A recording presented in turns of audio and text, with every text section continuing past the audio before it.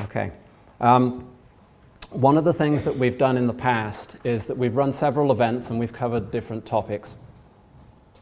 And we put out surveys and we put out questionnaires and we ask people, what kind of questions, what kind of problems are you having? What do you actually want help with? And two of the things that come back time and time again are search engine optimization. How do I get found on Google? How do I get seen? How do I get actual traffic to the site? You know, the inbound methodology starts with, awareness. And people can't be aware of you until they find you. So search engine optimization is the cutting edge of the whole inbound methodology. So that's one topic that comes up again and again. And I wanted to cover it because it's what we do, right? I've been doing SEO well before we became HubSpot partners. Back in the day, sort of 2005 is when I actually started doing my first SEO clients. So we're kind of good at that. And I wanted to cover some basics. The other thing that get asked a lot is how do I actually come up with ideas for really good authority content? Because as marketers, there's so much noise out there, there's so much background noise that it's difficult to rise above that. And I wanted to talk a little bit about that. And that leads very well into the other thing that we get asked about so much is video. Because everybody talks about video, it's the prime means of communication. It's certainly the biggest amount of traffic that exists across the internet at the moment is video content. So how do you leverage video, which is why we've got 23 as a partner today talking. So the idea of the hug is to inspire and to educate. And if you were at the last event, there was probably a balance heading towards the inspire rather than the educate. We had a fantastic talk from Ian Redmond and Dan Tyre. I tend to settle more on the tactical side of things. I like practical ideas, things that people can implement and get results from sort of tomorrow. So this is kind of where this is going to go. It's not going to be technical. I'm not going to be talking a lot about metadata and that type of thing. I'm hopefully going to give you something that is going to be relevant to the business. So you don't need to be a coder to understand this.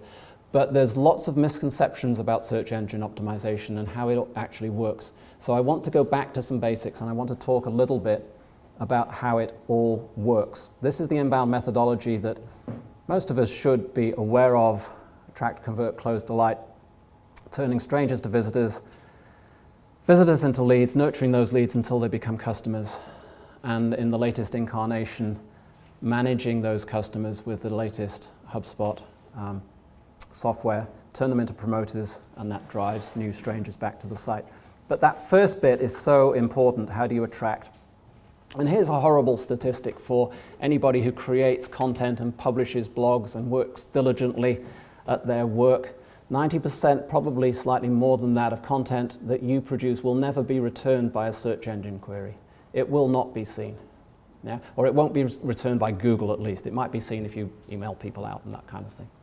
But that's a horrible thing. You know, you put all this time and effort, you've paid an author, you've created this fantastic piece of content, and it's not coming back.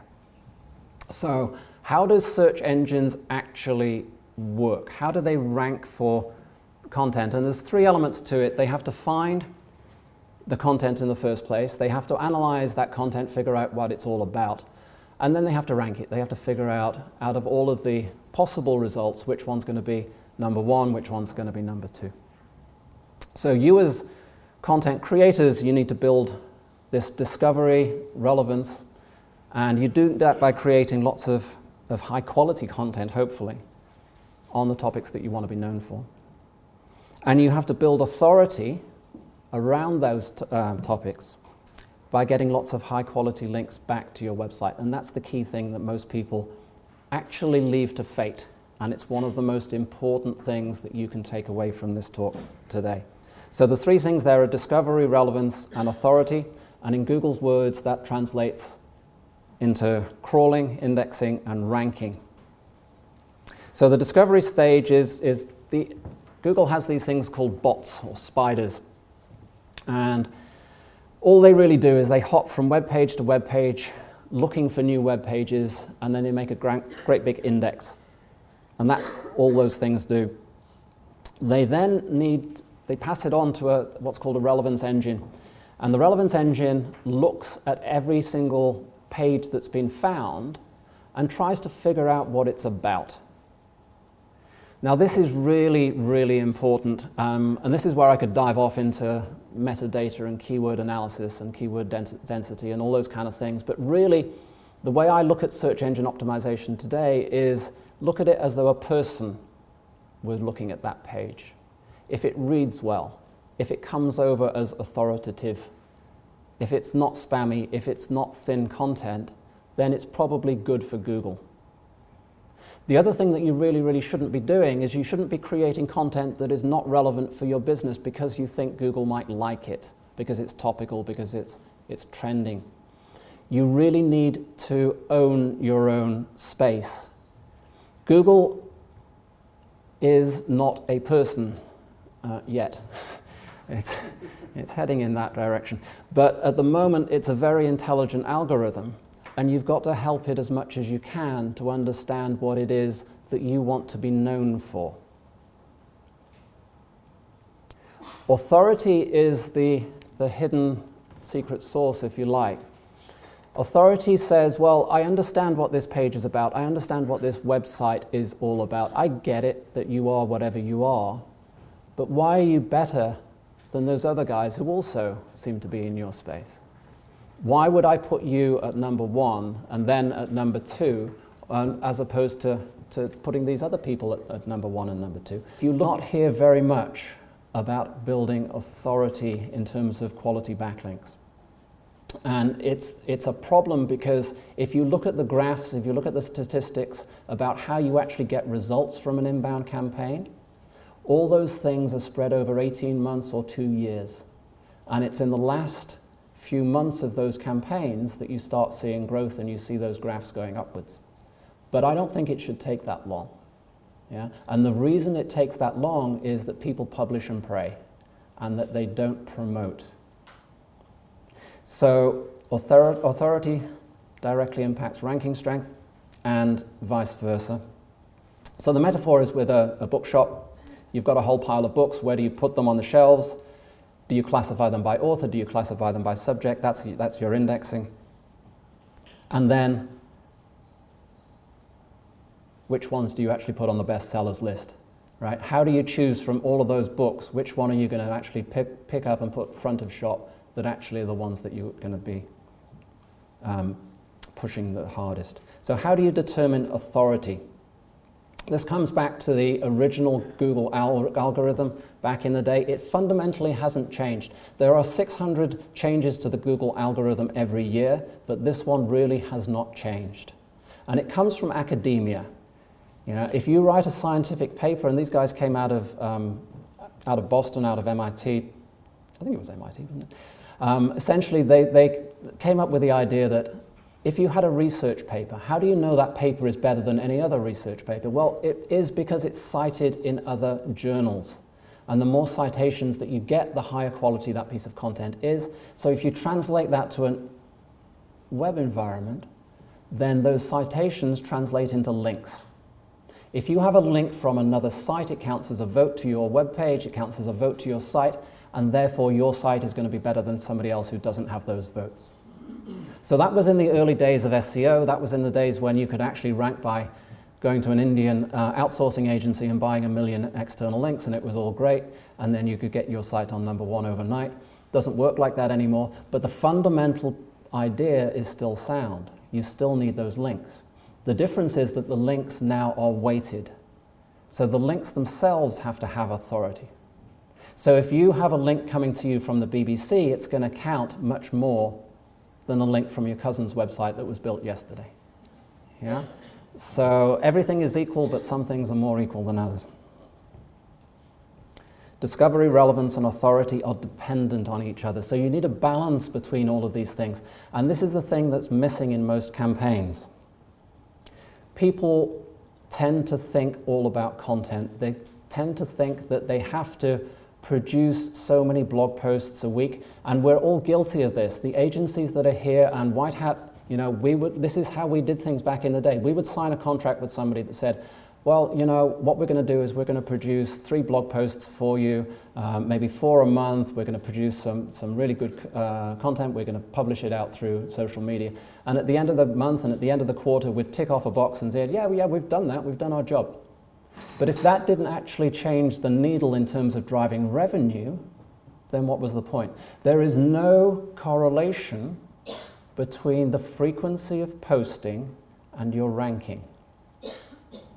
There is no correlation between the frequency of posting and your Google ranking. It doesn't matter if you publish twice a week or twice a day or once a month. That's not going to move the needle. It will if that content is targeted right, both to your persona and to your influencers. But the actual frequency itself is not an indicator of ranking, and that's a mistake that a lot of people make.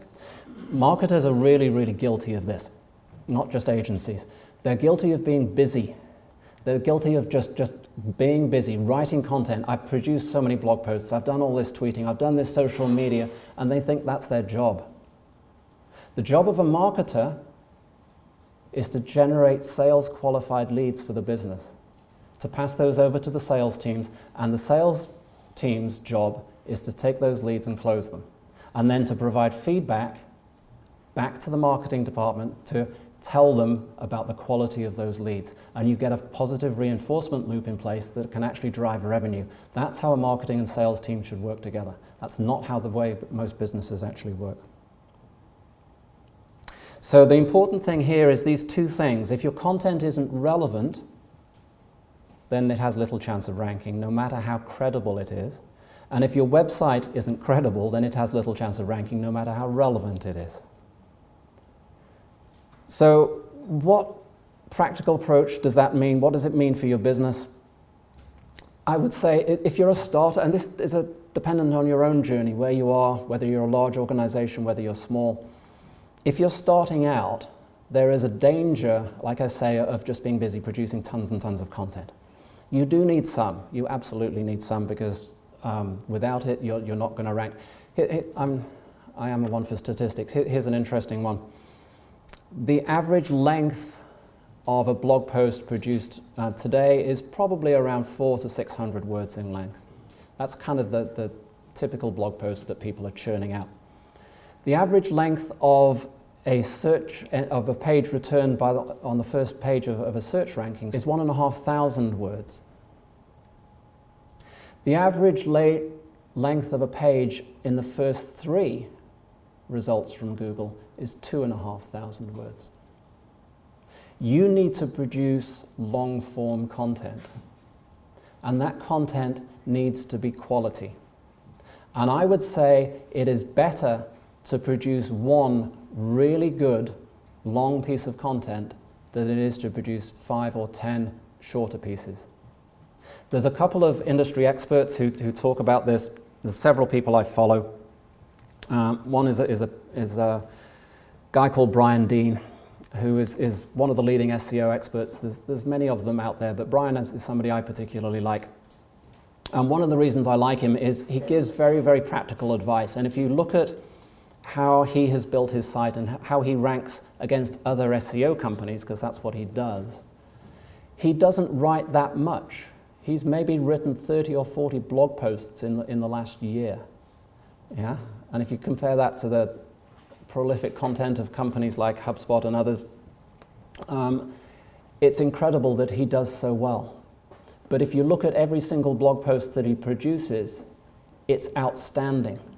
It's something that you would want to share. It's something that you would bookmark. It's something that you would remark on. And that's an interesting word, because it's remarkable content in a very, very specific way. Remarkable content means something that other people will link to. And when you have something that other people will link to, that creates, by definition, links. And those links are the things that you want. It doesn't matter if you produce content that is targeted at your buyer personas. It's great for the buyer personas, it's great for your business, absolutely, that's what we do. But your buyer personas don't have authority websites. Your buyer personas are not going to be writing about you on their blog. Your buyer personas are not going to be creating links that come back to your website. Some of them might, but they're not authority sites. So you have to think very carefully about the content and the type of content that you produce. And I'm really seriously suggesting that a large portion of that content should be targeted not at your buyer persona. It should be targeted at what we call link influencers. Influencer marketing is a common term for it. People who are authorities in your industry, people who blog about what you do, people who write about what you do. You need to think about them as a persona, and you need to target them, and you need to create content for them, and then you need to outreach to them and get them to share. And that is how you build authority. And then when you've got authority, all that other stuff that you're writing for your personas will suddenly start to rank. That's how you do SEO. So these two things are really, really important, and they're often misunderstood. So relevance, how well your content matches certain search queries. Google is very, very good now at understanding searcher intent. And what I mean by that is if you were to search for, I don't know, football clubs in London, right? I'm not a great football fan, but I can probably name one or two.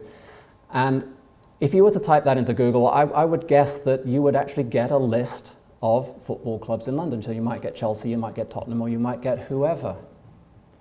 Now the interesting thing is that if you looked at Chelsea's website, or the page that was returned, it probably would not have the phrase football clubs in London on that anywhere. It wouldn't have it in a meta tag, it wouldn't have it as a title. So Google is inferring your search. It's trying to figure out what you actually want, not provide you with an exact keyword match. So you've got to stop thinking about keywords. You've got to stop obsessing about keywords, and you've got to start thinking about topics and about subjects, and you've got to write about them. And this comes back to a HubSpot thing that they changed recently, where they modified and they've introduced the strategy tool where you can actually build out these pillar pages. And these pillar pages are all about topics, and that's what you should be doing. You should be building out these authority pillar pages, and then you should be supporting and promoting those pillar pages with individual blog posts. But even if you do that, it's still not going to rank unless you get authority. And that's what I was mentioning before about reaching out to influences in your marketplace. That's how you do SEO. That's how you make all this work.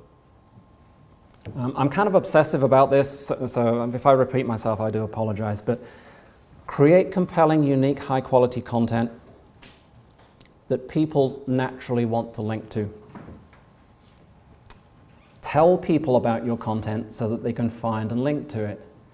And that's the thing that people don't do.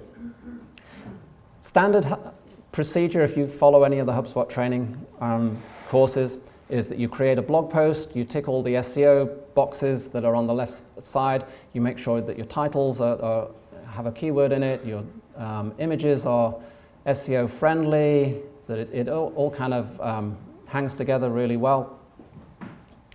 And then you hit publish, and that's great. And then it prompts you and it says, do you want to promote that? And what it means by that is that you've already connected maybe 4 or 5 of your social media accounts. So it gives you the opportunity to pump it out. So you send a link through Twitter, you pump out one through LinkedIn. You've now got whatever it is. You've got Google+. Does anybody actually use Google+? Nobody uses Google+.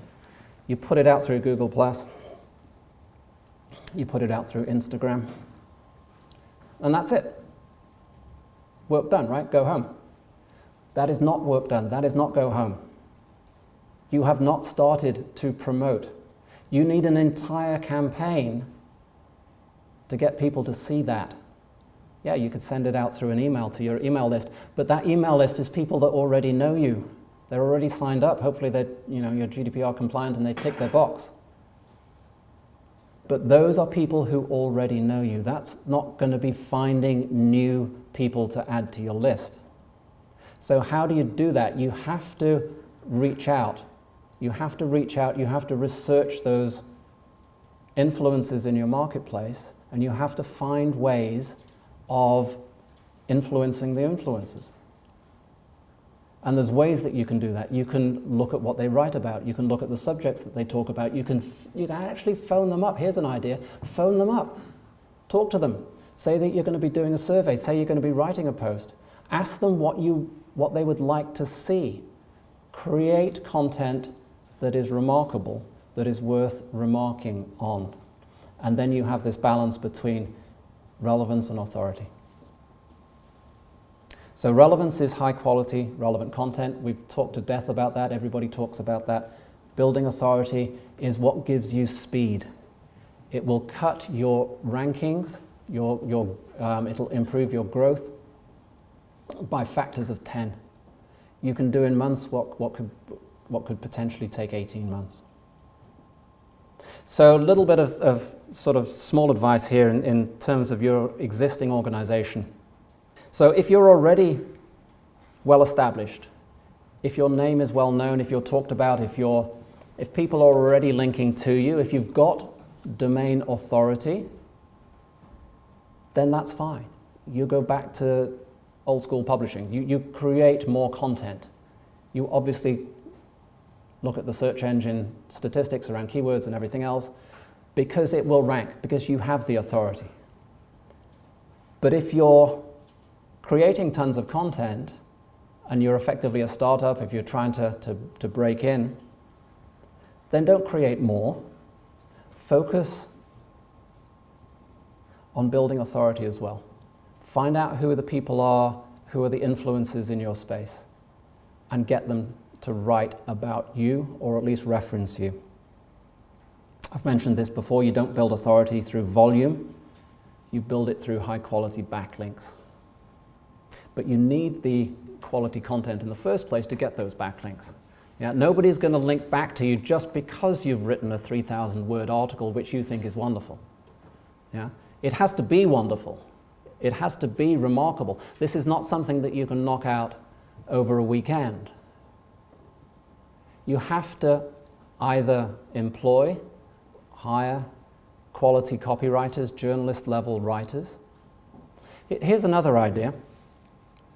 This is one of the most common problems, is how do you create quality content? You know, it's tough. It's really, really difficult. But think about this. Everybody here is working in a company which believes that it knows quite a lot about its own industry and its own business, right? So you guys should be the experts in your space. You should know your subject inside and out. Now, one of the things might be that you might not be great writers. So how do you get that knowledge out of people's heads?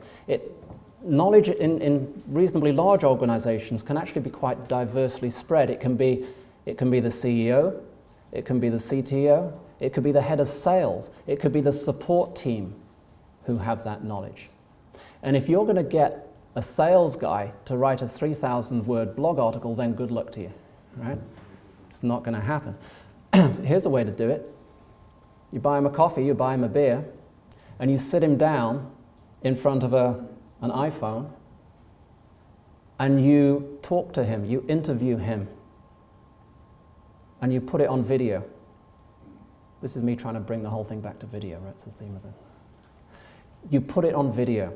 You get that knowledge out of the people who have it, and they will talk. People are happy talking, they're not happy writing. We did a hug.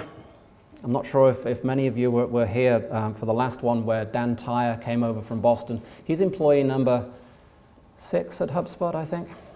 He's one of these senior guys, right? So to get Dan to write a blog post for us is non-existent. It's just not going to happen. But he loves to talk. He loves to travel around the world and inspire.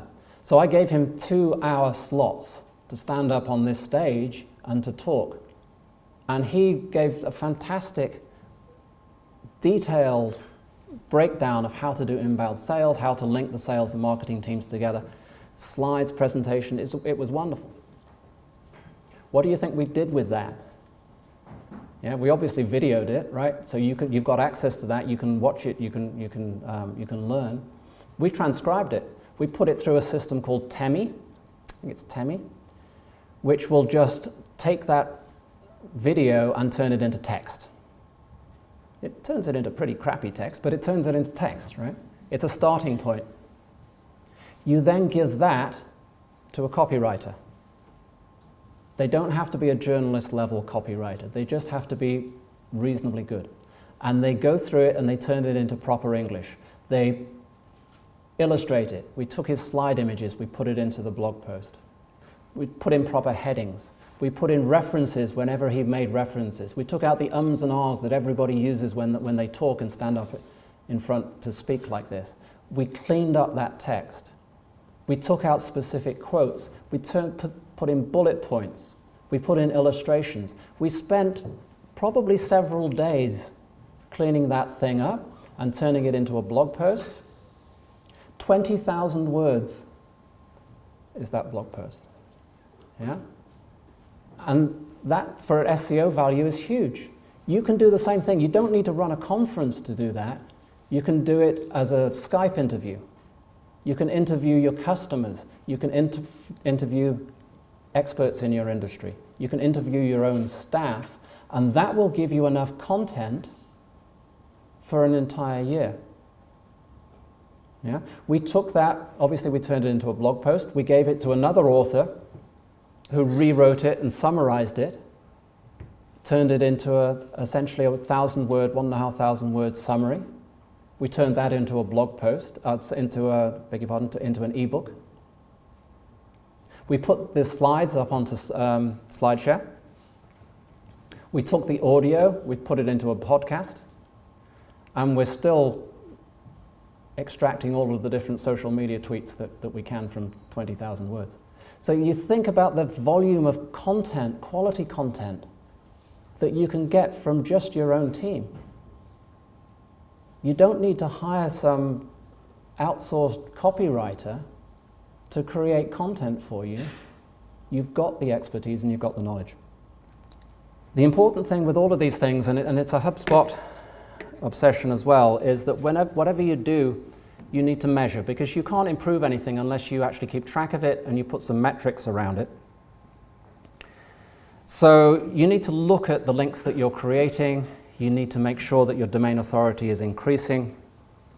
And you need to look at the quality of those links. And the way that we do that is that we use external software. There are multiple different pieces of software that do this for you. And you've effectively got what's called a backlink profile.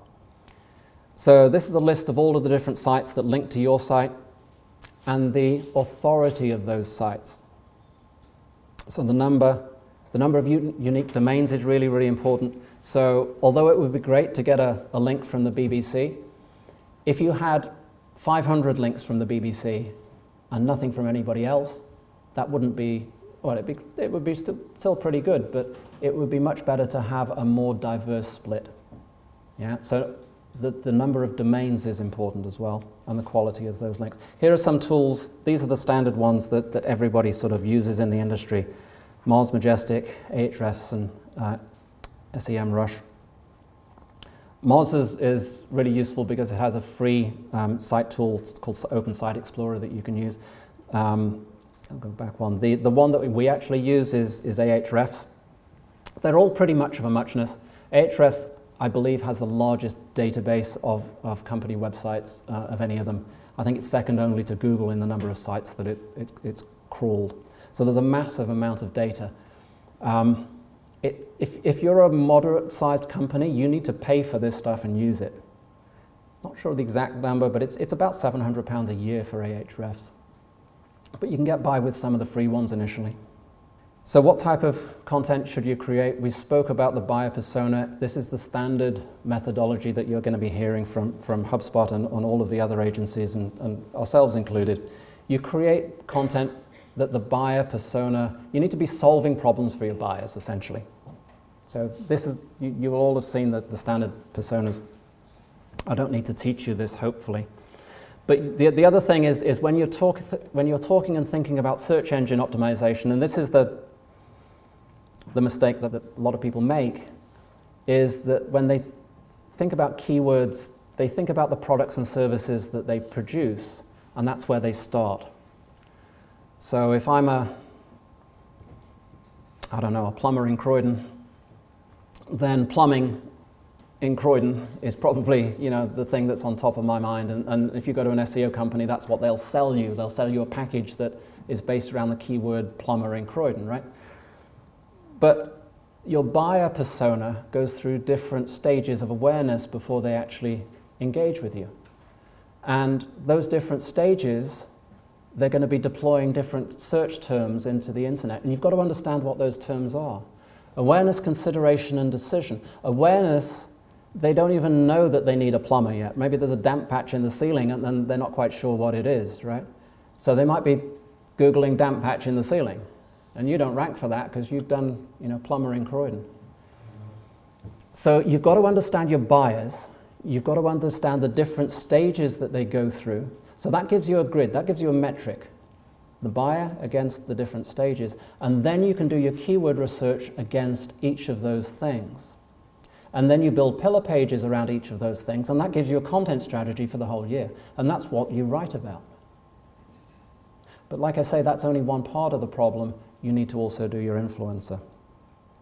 Once you've done that analysis with your buyers, you end up with something like that, different keywords for different stages of the buyer's journey.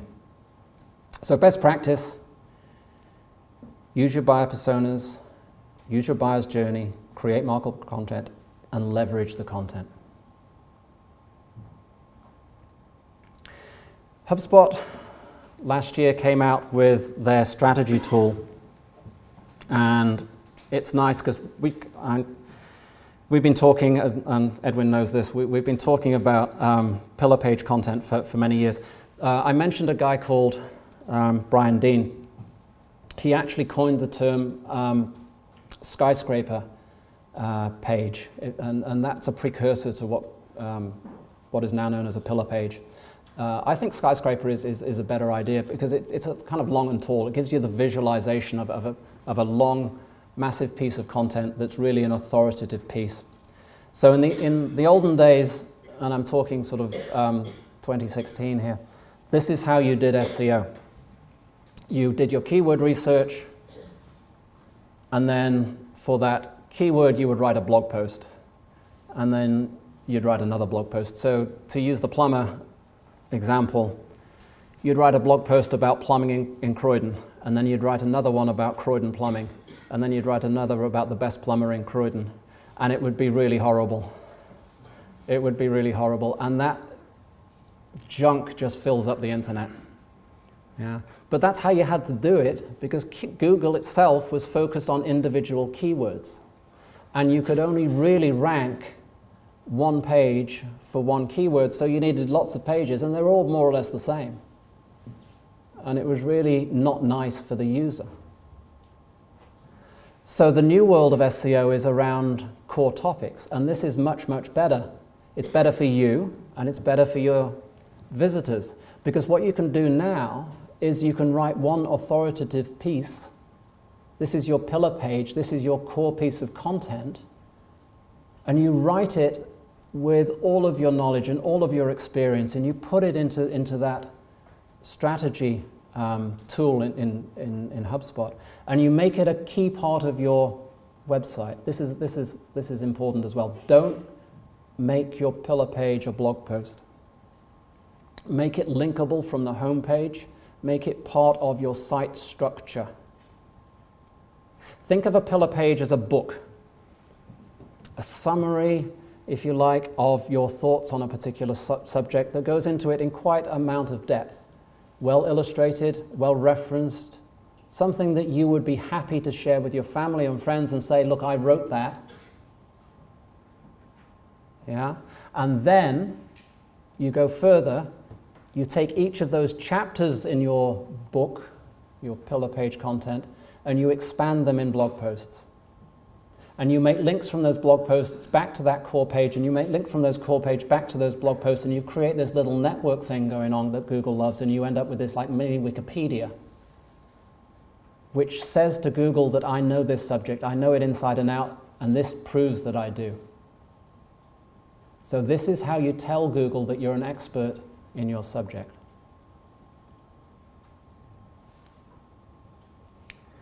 Now, there's a whole load of stuff around this, and I've got a lot of slides which I'm not going to go through right now. But like I say, what I like to do is give you a resource. So I'm going to share this slide deck out. You'll get copies of everything. So what I've done for you is we've identified 7 different types of pillar page. If you look at the HubSpot training, if you look at most training actually on this subject, they actually just say create a pillar page, but they don't really give you much idea about what to put in it and how to structure it and different ways and different methods of producing pillar pages. And specifically what I've done here is identified pillar pages that can be useful to be shared with influencers. So I'm going to leave you alone in terms of your buyer persona content. We know a particular technique when we're using it. We can deploy it in a particular way. We can outreach in a particular way. We've got a way of finding the influencers and researching them. Trademark technique, go-to guidebooks, expanded list posts, award baits, trusty infographics. You can probably figure out what that one's about. Crowdsourced manuals and the hero formula. And what I've done in the coming slides is I've gone through one of these, which is what we call the trademark technique, in quite a lot of detail.